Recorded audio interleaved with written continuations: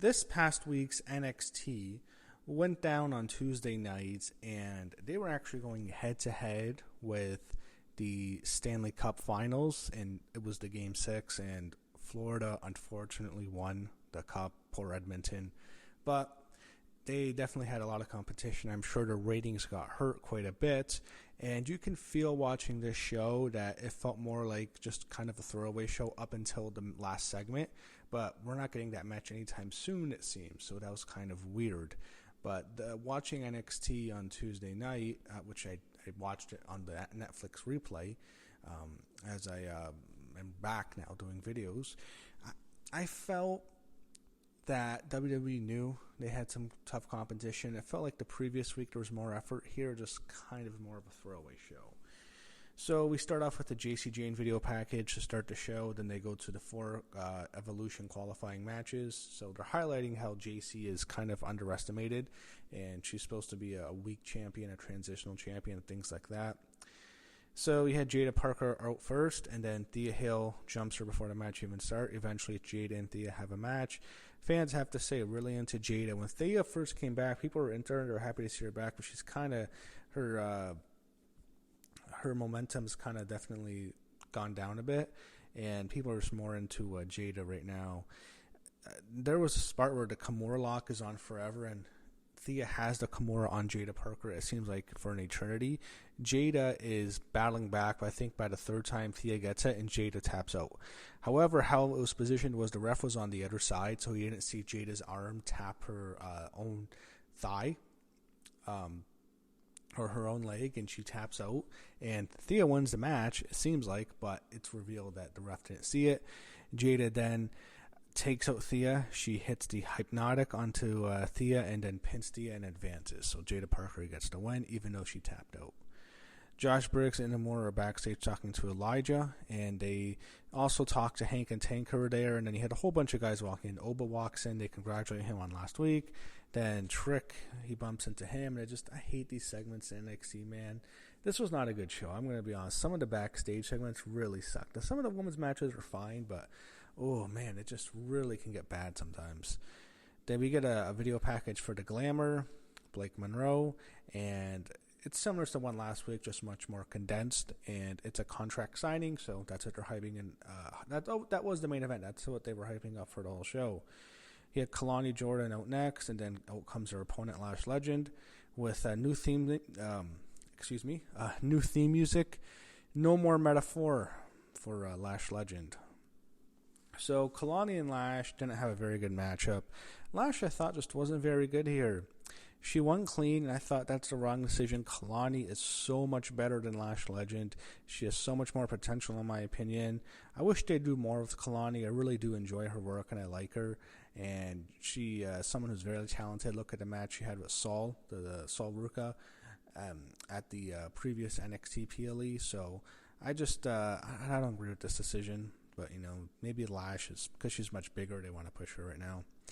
They have an NXT focus on the family. Choni's upset with Luca backstage, and then we have probably one of the worst segments I've seen in a while.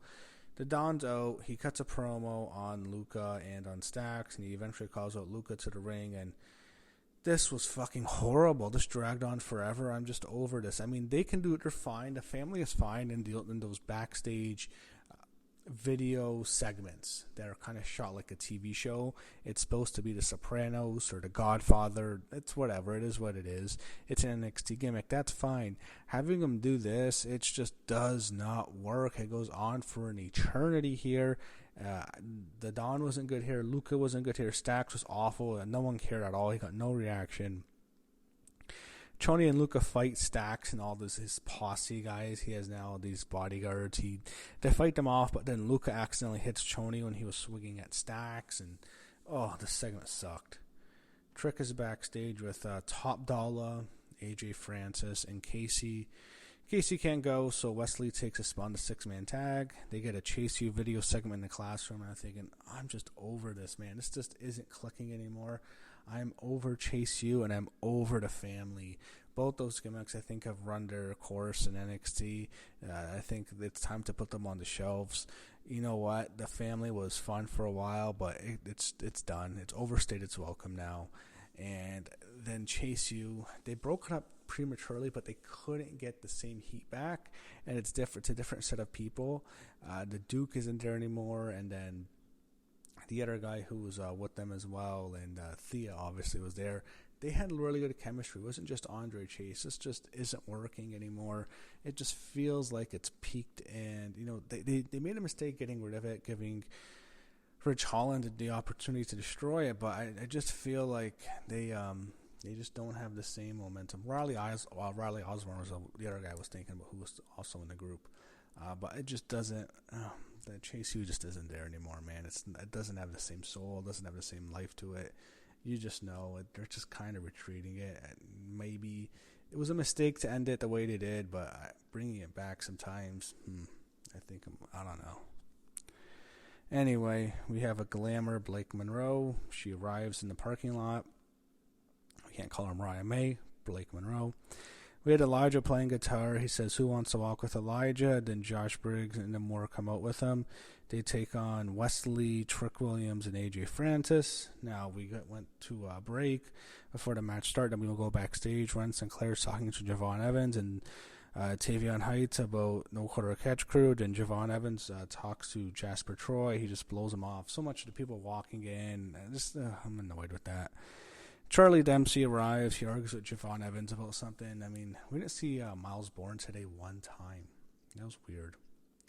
We go back. I don't know if it's backstage or there's an NXT background sheet, and then Blake Monroe was there, and he had a bunch of paparazzis taking photos of her. We had the 6-man tag match up next. It was all right. And then more pinned Trick Williams. So the TNA champion gets pinned. That's fine. I'm not that big of a fan of Trick anyway, so it's a TNA championship. They get no ratings anyway, so they should just be happy to have a relationship with NXT. He had Sol Ruka and Zarya walking together backstage, and then Tatum Paxley is watching them in the background.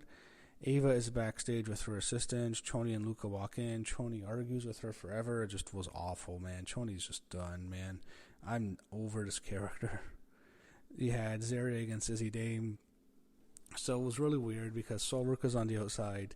Tatum Paxley hops over the barricade, sneaks behind Sol Ruka, very creepy, and then gives her like this awkward hug. She grabs her from behind like she wants her.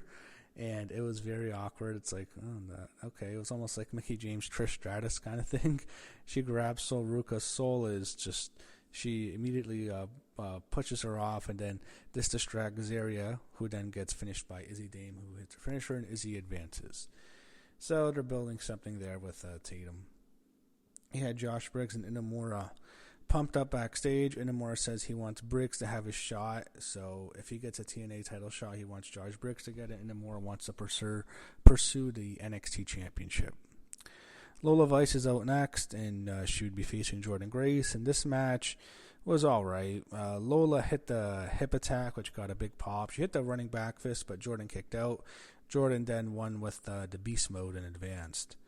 He had Zarya yelling at Tatum Paxley backstage. She blames her for her loss. Sol is kind of apologetic. She kind of feels bad for Tatum.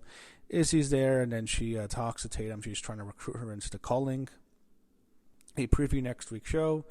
Then we get to the main event segment, the contract signing. Ava's in the ring with 2 chairs and a table, and you have the red carpet there. She introduces the glamour Blake Monroe, and I really like her entrance. I like her theme music. I think it fits her. And she cuts a basic promo before signing the contract, and Fatal Influence comes out. JC confronts Blake. Blake insults them after JC insulted her.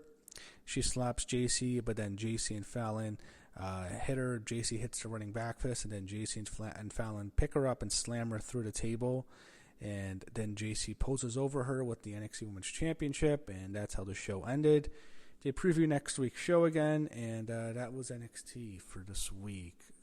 I thought the show was okay.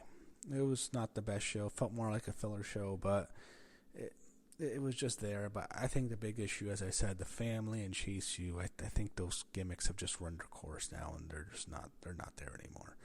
They need to go. But that was the show this week.